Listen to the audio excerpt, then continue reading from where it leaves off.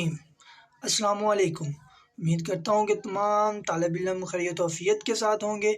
आपका मेज़बान शराज अहमद। लेक्चर शुरू करने से पहले रोज़ाना की तरह एक दफ़ा सूरत फातिहा, 3 दफ़ा सूरत इखलास, अव्वल आखिर दुरूद शरीफ पढ़कर इनको बख्श देंगे जो दुनिया से अभी तक चले गए हैं। फिर अपने लेक्चर का बाकायदा आगाज़ करते हैं रोज़ाना की तरह। पहले हमने बात की थी जी स्ट्रेट चेन की, तो अब बात करें ब्रांच चेन की। स्ट्रेट चेन के अंदर हमने पढ़ा था कि सीधी ब्रांचेज होती हैं, हमारे पास कोई ब्रांच नहीं होती, सीधी एक स्ट्रेट लाइन होती है, उसे हम स्ट्रेट चेन कहते हैं। मगर ब्रांच चेन के अंदर स्ट्रेट लाइन के साथ साथ एक और चीज़ ऐड होनी है, वो अब देखते हैं क्या है। अब मैं इसकी डेफिनेशन पढ़ने लगा हूँ। In this case the carbon atom attach on the side of chain. ठीक है, तो इस केस में क्या होता है, हमारे पास कार्बन एटम क्या करता है कि हमारे पास एक साइड के साथ मजीद एक कार्बन एटम जुड़ जाता है। ठीक है, तो यहाँ पे हम बात करते हैं इसकी एग्जांपल की। तो एग्जांपल करेंगे तो आपको डेफिनेशन मजीद क्लियर हो जाएगी। अब यहाँ पे आपने क्या करना है, अब एग्जांपल पे आते हैं। तो यहाँ पे क्या होना है, आपके पास एक स्ट्रेट चेन है। ठीक है, इतनी एक स्ट्रेट चेन की डेफिनेशन हो जाती है। तो इसके साथ उसने क्या है, अटैच ऑन द साइड, वहाँ पास क्या हुआ है, साइड के साथ उसने एक कार्बन एटम को ज्वाइन किया हुआ है, तो वो ये है। ठीक है, तो हमारे पास कार्बन एटम एक साइड के साथ भी ज्वाइन हो गया और फिर इस तरीके के साथ वो डेफिनेशन को कंप्लीट कर रहा है। अब क्या हुआ है, अब हमने इसको नेम देना है। तो नेम देने का प्रोसेस क्या था, मैंने पहले बताया हुआ था कि आपने कैसे नेम देना है इसको। तो यहाँ पे आपके पास ये मिथाइल है। जब आप ऑर्गेनिक केमिस्ट्री पढ़ रहे थे, तो ऑर्गेनिक केमिस्ट्री के अंदर जब आपने अल्काइल हैलाइड को स्टडी किया, तो अल्काइल रेडिकल, यहाँ मैं लिखता हूँ अल्काइल रेडिकल, जब आपने स्टडी किया था तो उसके अंदर आपने क्या किया था, आपने अल्काइल रेडिकल के अंदर आपने इसकी डेफिनेशन पढ़ी थी कि जब भी कोई हमारे पास एक अल्केन हो और अल्केन में से एक हाइड्रोजन रिमूव हो जाए, तो उसे आप कहते हो अल्काइल रेडिकल। यानी कि the remove of hydrogen, removal of hydrogen, ठीक है, removal of hydrogen from alkane that's called the alkyl radical। तो यहाँ पे मैंने डिस्कस कर दिया कि अल्काइल रेडिकल क्या होता है। आपके पास एक हाइड्रोजन को रिमूव कर देना, किससे, आपने अल्केन से, तो उसे आप कहते हो अल्काइल रेडिकल। तो यहाँ पे मैंने ऐसा आपने पढ़ा हुआ है फार्मूला CH4 का, CH4 आपने पढ़ा हुआ है। तो CH4 जो फार्मूला था उसके अकॉर्डिंग, यानी कि वो क्या था, मीथेन। तो उसको आपने क्या किया, मीथेन को उसमें से एक हाइड्रोजन रिमूव करवाई और हमारे पास क्या आ गया जी, CH3 यानी कि मिथाइल। तो यहाँ पे ये मैंने लिख दिया जी मिथाइल, ये मैं लिख दिया, मैं थोड़ा हाईलाइट कर देता हूँ, ये मैंने लिख दिया जी मिथाइल। ठीक है, इसका नाम। अब दूसरी तरफ मैंने नाम लिखना है, जो मेरे पास स्ट्रेट थी, जो मेरे पास स्ट्रेट चेन है उसका भी नाम मैंने लिखना है।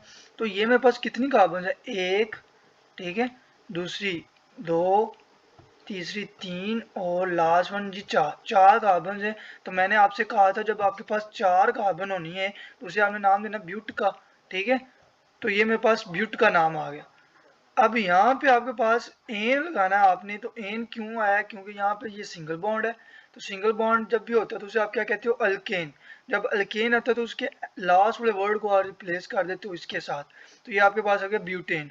अब इसको ये नाम टू का जो मैंने दिया है, ये क्या है, यहाँ पे मैंने इसे इस तरह से नाम देना है कि ब्रांच को सबसे कम नाम आए।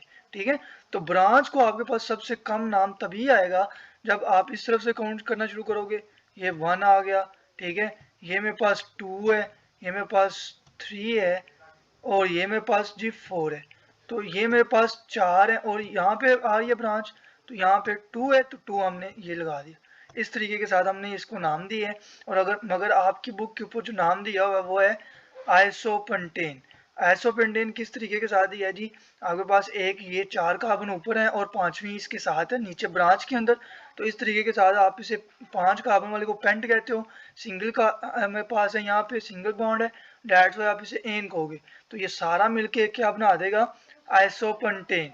ठीक है जी, तो ये इस तरीके के साथ आपके पास हमने नेमिंग की है इसकी, ताकि मैंने बड़ा ही सिंपल तरीके के साथ आपको नेमिंग करके सिखाया है ताकि आपको कोई डिफिकल्टी ना हो। अब मजीद एग्जांपल करते हैं तो आपको समझ आ जाएगी कि हमने इसकी एग्जांपल एग्जाम्पल में किस तरीके के साथ इसे हल करना है। ठीक है, अब मज़ीद आगे पढ़ते हैं क्या हो रहा है। अब नीचे जो एग्जाम्पल दी हुई है वो किसकी दी हुई है वो देखते हैं। अब यहाँ पे जो नीचे मैंने एग्जाम्पल ड्रॉ की थी वो मेरे पास जी, अब यहाँ पे नीचे देखते हैं तो यहाँ पे नीचे मेरे पास जो एग्जाम्पल है वह CH3, CH3, CH, CH3 और CH3। तो यहाँ पे मेरे पास ये वाली जो लाइन है स्ट्रेट चेन, ये कितनी है कार्बन, मेरे पास 3 कार्बन है, 1 2 और 3 कार्बन है। तो मैंने कहा था 3 कार्बन होंगी तो उसे आप क्या कहोगे, प्रोप। और ये सिंगल बॉन्ड है, डेट्स वाई एन, तो प्रोपेन हो जाएगा। ये मीथेन साथ में ब्रांच के साथ लगा हुआ है तो ये मिथाइल आ जाएगा। अब इसको काउंट चाहे इस तरफ से कर लो चाहे इस तरफ से कर लो, ये आपके ऊपर, चाहे इस तरफ से काउंट कर लें जी चाहे इस तरफ से काउंट कर लें, ये आपके ऊपर डिपेंड करता है। तो नेम सेम ही आएगा, इसका 2 आ जाएगा। ठीक है, ये इसका आयोपिक नेम था और नीचे मैंने दूसरा इसका दूसरा नाम भी लिख दिया हुआ है जो आपकी बुक के मुताबिक जो नो नेम है। डैट्स वाई यहाँ पे दूसरी मैंने एक और एग्जांपल ड्रॉ की हुई है आपकी आसानी के लिए। यहाँ पे क्या है, CH3 एक कार्बन है, फिर 2 कार्बन है, 3 कार्बन है, 4 5, इस तरीके से 5 कार्बन मैंने ड्रॉ की हुई है। और इसके साथ मैंने एक यहाँ पे मिथाइल ग्रुप भी ऐड किया हुआ है। तो ये 2 मिथाइल हो जाएगा क्योंकि इस तरफ से मैंने काउंटिंग शुरू की इस तरीके के साथ इस तरफ से, और ये मेरे पास 1 था, ये मेरे पास 2 था। अब यहाँ पे ये दूसरे नंबर पे मिथाइल आ रहा है और साथ में ये पेंटेन है। ठीक है, तो ये इसका जनरल नेम क्या बनेगा, आइसोहेक्सेन।